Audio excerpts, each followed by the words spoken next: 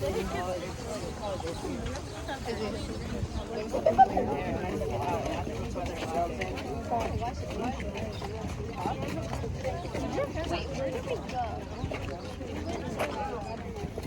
we go before we went to his house?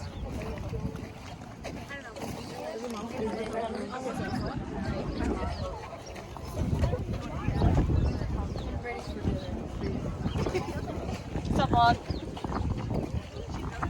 What's up, vlog? Today we're coming at you here in Springfield, Illinois. We're a special here feature on with Alexander's Alexander. channel. Like she does not care. And we've been vlogging for a while, but like, Alexander really loves to have us on his channel. Yeah, basically we're at the Lincoln Tomb. We would just get that camera. I know it's on. It would be fun. So guys, come along with us. Let's take a look inside. Can I be part of your YouTube video? Can we help? Come on. Can I say hi? Hi guys, I'm Danny Fugate.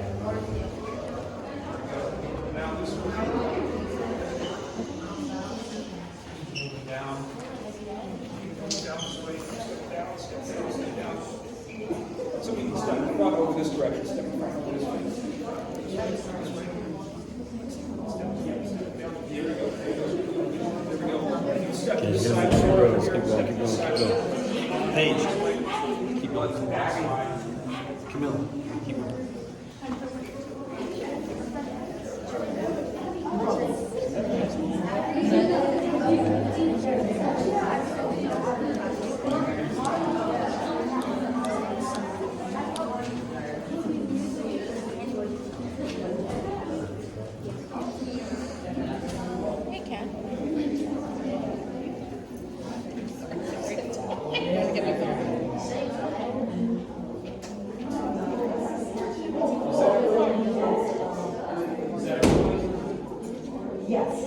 Hey Ken. All right, so have your attention again, please. So like I was telling you outside, everything you see on here on the interior of the tomb is from the 1931 restoration of the structure. Notice we have right here a statue of Lincoln. Anybody know where you can find a big version of the statue? The Lincoln Memorial, right, in Washington, D.C. This version is kind of cool. This is a study, so it's basically a prototype practice run that was made by Daniel French, the artist who prepared for the big statue of the Lincoln Memorial today. So you'll see 8 other statues of Lincoln, and most of those are also small versions of big statues you can find around the country today. Besides these statues, though, we do have some more symbolism you might not notice right away. For example, being that when you look around the edge of this room, you'll notice we have these big marble columns. We have 16 of these altogether. Anybody know what's important about the number 16? Yeah, Lincoln was the 16th president. And if you go along with the marble columns, you'll notice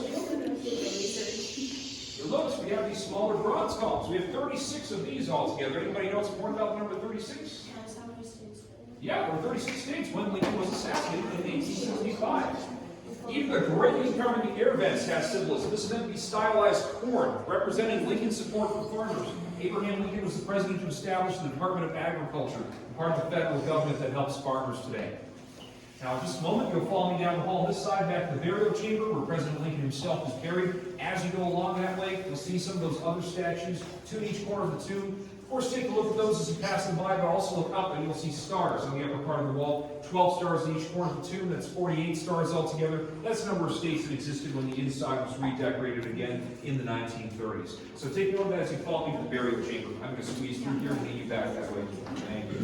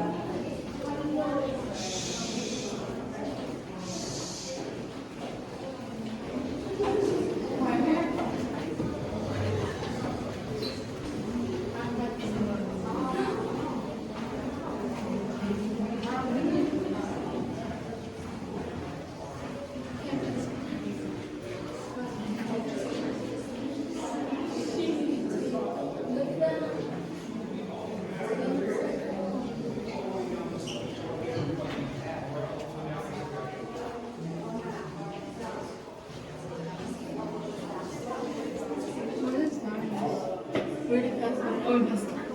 And it starts right here. Is this everybody? Almost. Okay. All right, so let's give me your attention again. Thank you. So we are now in the burial chamber. This is where Abraham Lincoln is actually buried. Now, at first you might think he's inside the stone. He is not. His remains are actually behind the stone and then 10 feet down below the ground.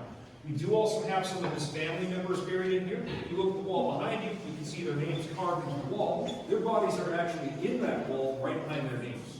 On the left, we have Abraham Lincoln's wife, Mary, and then we have 3 of the 4 children. These are the sons who died when they were young. Eddie died when he was 3 before Abraham Lincoln was president. In fact, when he took a tour of the Lincoln home earlier, the first room we went into was the parlor, and that's where Eddie died.